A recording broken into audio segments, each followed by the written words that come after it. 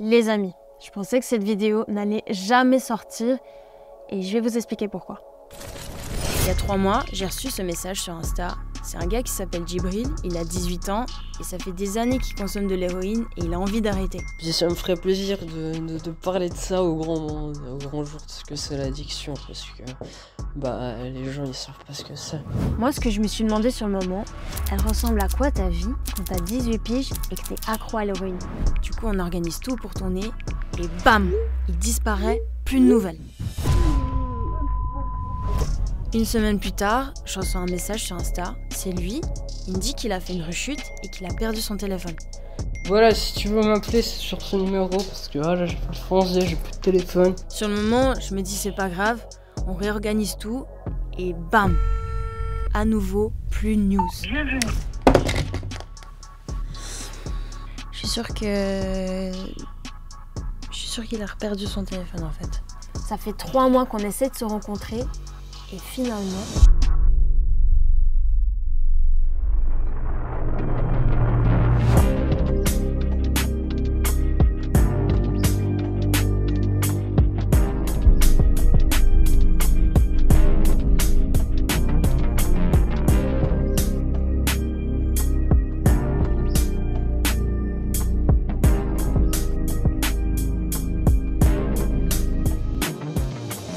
Ça va, Djibril? Ça va et toi? Ouais, ça va bien. Peut-être déjà pour commencer, tu te rappelles la première fois où t'as consommé de la drogue?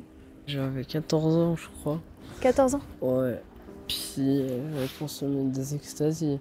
Puis après, c'était la kétamine, les amphétamines, le speed, la 3M. J'ai vite eu un truc qui a fait que j'ai accroché direct à toutes ces drogues, quoi. Ouais. La première fois que t'as essayé de l'héroïne, tu t'en rappelles? Ouais, j'avais 15 ans.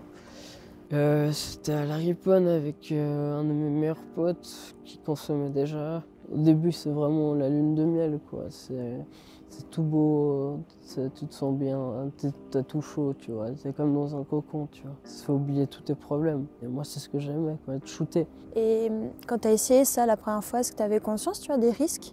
Oui, mais je me disais comme tout le monde, tu vois, ça va pas m'arriver à moi, je vais être plus fort que ça, je vais réussir à arrêter avant. Et puis voilà, au final, c'était comme tout le monde, quoi. Tu consommes 1, 2, 3, 4, 5, 6e fois, t'es en manque. T'as chaud, t'as froid, t'as comme une ceinture qui te serre au bas du ventre, t'as des crampes de partout, moi j'ai les os qui me font mal même. Tu te vomis dessus, tu deviens complètement taré, quoi. Tu ferais tout pour le produit. Au cours de notre discussion, Djibril m'a aussi raconté comment ça se passait avec sa famille. Et forcément, à cause de ses dépendances, la relation avec ses parents était compliquée. Aujourd'hui, lui vit à Fribourg, dans un foyer qui est spécialisé dans les addictions chez les jeunes. Il nous a montré sa chambre, c'est un endroit où il passe énormément de temps, et je vous avoue que ça m'a fait encore plus me rendre compte à quel point la drogue était omniprésente dans sa vie. Ce foyer, c'est une des structures qui aide les jeunes qui ont des problèmes d'addiction. Plus tard, j'ai aussi rencontré Élise, elle travaille à la fondation ABS. C'est un endroit à Lausanne où les consommateurs peuvent venir manger, se doucher et même consommer sans se sentir jugés. Du coup, en arrivant là-bas, je savais pas trop à quoi allait ressembler l'atmosphère, si on allait être bien accueillis, et du coup, on a baissé la caméra. Bonjour. Salut Élise. Bonjour. Ça va? Bien et vous? Bien, merci. En plus de cet espace, la fondation est aussi présente dans la rue, directement vers les zones de deal et de conso. Pour ça, ils ont un bus un peu spécial qu'ils utilisent pour distribuer du matériel stérile et propre aux personnes qui le veulent. On voit déjà le distribuer. Venez, ça numéro. Vas-y. Merci.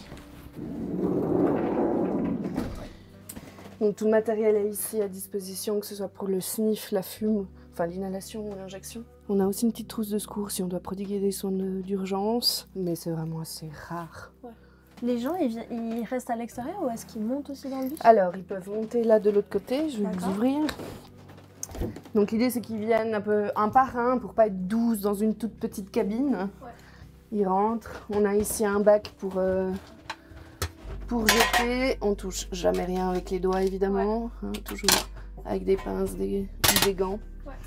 Et puis donc ils jettent leur matériel, ils nous disent de quoi ils ont besoin et puis ils redescendent. Et voilà, ouais. Et tu fais ça de quelle heure à quelle heure? 19 à 21h. Tous Tous les les soirs soirs sauf le dimanche, Ok. toute l'année, sur la place de la Riponne. Bon, plus tard, on a pu voir avec Élise comment ça se passait directement sur le terrain. Mais avant de vous montrer ça, abonnez-vous à la chaîne de Tataki parce que je vois qu'il y en a plein qui ne le sont pas encore. Si on continue, il y a un truc que je voulais absolument comprendre avec Djibril. Quand tu es accro à l'héroïne, elle ressemble à quoi ta vie de tous les jours? J'ai de la peine aussi à comprendre, tu vois, le besoin de consommer. Est-ce qu'il est constant ou bien est-ce qu'il y a des trucs qui déclenchent ça, tu vois? Tous les jours. Tous les jours? Tous les jours. Et après que tu aies touché ce produit, ta vie, elle est plus normale, quoi. C'est les seuls trucs qui sont importants, c'est le produit, quoi. Tu te lèves le matin, tu cherches des thunes, si t'as pas de thunes, tu cherches des trucs pour faire de la thune. Ensuite, tu achètes ton produit, tu consommes. Et puis après, tu repars rechercher des thunes pour rechoper du produit. C'est pas une vie. Financièrement, tu vois, comment est-ce que tu te payes ça? Ça coûte combien? Alors, le paquet d'héroïne, c'est 20 balles. Les 5 grammes, ils sont à 100 balles. Et comment tu te payes, tu vois, ta substance? Bah, avec soit mes thunes ou soit des thunes comme d'hab, où je me démerde un peu à gauche à droite. Je trouve des astuces pour faire de l'argent, quoi. C'est quoi comme excuse que tu trouves? Bah, j'ai déjà volé ma mère, j'ai déjà braqué des porte-monnaies, des téléphones, des trucs comme ça. Mais c'est des trucs que j'ai arrêté de faire. Ouais. Parce que voilà, ça fait mal au cœur, quoi. Ouais, j'ai l'impression que t'es comme une autre personne en fait quand t'es en manque ou... Ouais. Les seuls trucs que j'ai connus pour gérer mes émotions, c'était lié à ça. Donc moi, je sais pas gérer mes émotions sans drogue, quoi. En général, tu consommes ça où?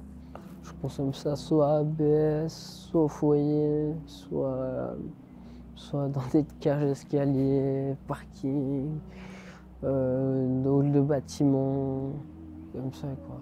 Quand tu consommes ça, est-ce que tu penses un peu à des trucs qui te font peur, tu vois? Je sais pas si ça te La fait... mort? La mort? Ouais, ça me fait flipper un peu quand même. Je sais qu'on n'est pas à l'abri d'une overdose, surtout avec ce qu'on consomme, quoi. Ça va vite, quoi. Il y en a plein qui sont morts là-dedans. J'ai frôlé pas mal de fois, quoi. C'est vrai? Ouais, j'ai déjà pris des énormes risques. T'es couché, t'es presque limite évanoui, t'arrives plus à parler. Ça te fait quoi de penser à la mort comme ça aussi à chaque fois, tu vois? Bah, ça me fait un peu triper, quoi, parce que je me dis que je suis jeune et puis j'ai toute la vie devant moi, mais en même temps, j'ai le produit qui me met des bâtons dans les roues. Tu sais, 18 ans, c'est un peu l'âge où on construit un peu nos relations. Pour toi, ça se passe comment? Tu rigoles? Je sais pas, quand tu consommes, tu t'en fous un peu des relations, quoi. Ce qui compte, c'est le produit et c'est impossible d'avoir une relation quand t'es en couple, quoi. Et les potes, t'as du soutien? Ouais, j'ai des potes qui me soutiennent, deux potes qui me soutiennent, j'ai le foyer qui me soutient, j'ai ma mère qui me soutient, mon père qui me soutient, j'ai du monde. C'est cool. Ouais. Ça te fait du bien, je pense. Ouais, ça me fait du bien.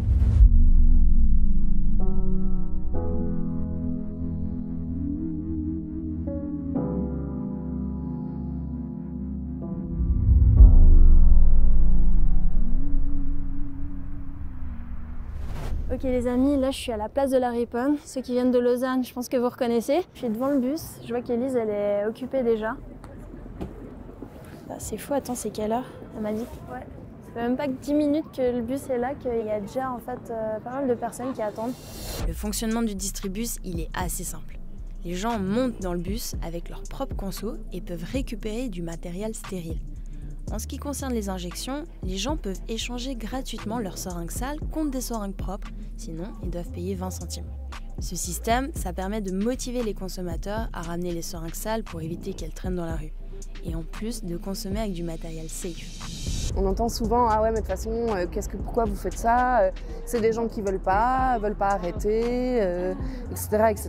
Et ça c'est un très très gros cliché qui est très récurrent et qui est faux. C'est pas des gens qui n'ont pas de volonté, c'est des gens qui souffrent d'addiction. Faut vraiment essayer de considérer ça, il faut considérer ça comme une maladie et pas comme une question de volonté. Le tout sans banaliser, hein. Notre travail il est aussi là. On n'est pas leurs potes, ça reste quelque chose qui cause des dommages, qui a des conséquences et l'idée c'est de pouvoir aussi les avertir de ça et qu'ils puissent consommer j'allais dire en pleine conscience, ouais. Oui, mais en ayant tous les tenants et les aboutissants, tous les risques qui y sont liés et pouvoir se dire ok, je les prends. Tu vois, au-delà de l'action qui est mise en place par le distribus, pourquoi en fait c'est important, tu vois, d'avoir ce dialogue, ce lien avec les personnes qui consomment? Déjà pour lutter contre les mécanismes d'exclusion qui vivent, souvent depuis très très longtemps, faire le lien entre eux qui sont souvent très marginalisés et la société dite normale, et puis pouvoir aussi travailler sur un éventuel arrêt ou au moins les orienter dans les structures qui s'occupent de cette prise en charge thérapeutique. L'exclusion des personnes addictes, c'est un truc dont on n'a pas arrêté de nous parler pendant cette vidéo. Et je sais pas vous, mais c'est vrai, quand on y pense, c'est souvent des gens qu'on a tendance à éviter ou même à pas regarder quand on les croise dans la rue. Djibril nous en a aussi beaucoup parlé. ABS, c'est pas les seuls à essayer de contrer ça. Il y a d'autres structures comme Macadam qui proposent même des mini-jobs pour ramasser des déchets dans la rue ou même débarrasser des meubles. Ça, c'est des gants pour quand tu ramasses, faut pas que tu te piques avec les aiguilles. Ça peut être dangereux. Il y a beaucoup de déchets, Anita. Non, ça va. Ça va aujourd'hui? Ouais. Moi, ce qui me fait chier, c'est les gens qui jettent les seringues par terre. Les seringues, c'est presque le truc qu'ils recherchent pour pas que les gens se piquent avec. Ça te fait quoi quand tu vois Macadam sur la place de la Riponne, tu vois? Je trouve que c'est une bonne chose. Ouais. Ouais.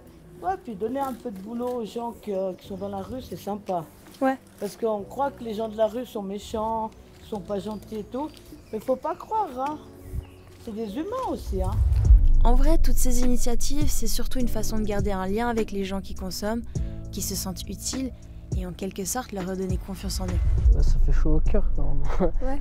Enfin, ça fait du bien quoi. Tu discutes avec eux, au final c'est comme si c'était un peu des gens comme nous quoi. C'est ça qui est cool. Si je parle pas avec eux, quand je parle avec des gens qui consomment pas, la plupart du temps ils captent pas ce que je veux dire. Ou ils font semblant de me comprendre parce qu'au final ils peuvent pas capter, ils sont pas dedans quoi. C'est ce que tu ressens toi, d'être exclu?